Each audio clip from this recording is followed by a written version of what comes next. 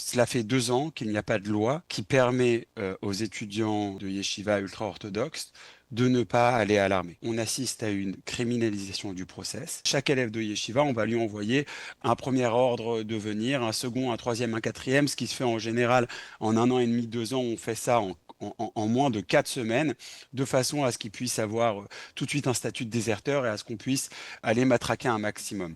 Le problème, c'est quoi, Daniel? C'est que ça a eu absolument aucun impact positif sur le nombre de soldats qui sont venus Oui.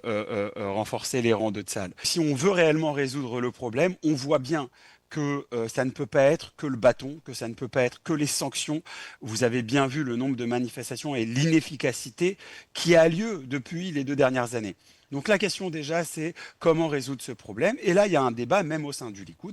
Il y a certains députés qui pensent que c'est une loi historique parce qu'elle va permettre sous 5 ans d'arriver à 50% de ce qu'on appelle chaque promotion d'enrôlement. Donc c'est des milliers et des milliers de Haredim qui vont arriver dans les rangs de Tsahal. Et ceux qui défendent la loi disent, au fur et à mesure du temps, il n'y aura pas une famille Haredite qui n'aura pas eu un cousin, un frère qui aura été dans les rangs de Tsahal et qui va pouvoir changer la conception que cette population ultra-orthodoxe a de Tsahal comme facteur assimilationniste. Donc ça, c'est une frange du Likoud. Une autre frange du Likoud dit, on a des besoins qui sont des besoins nouveaux et il faut qu'on aille plus vite et qu'on demande plus.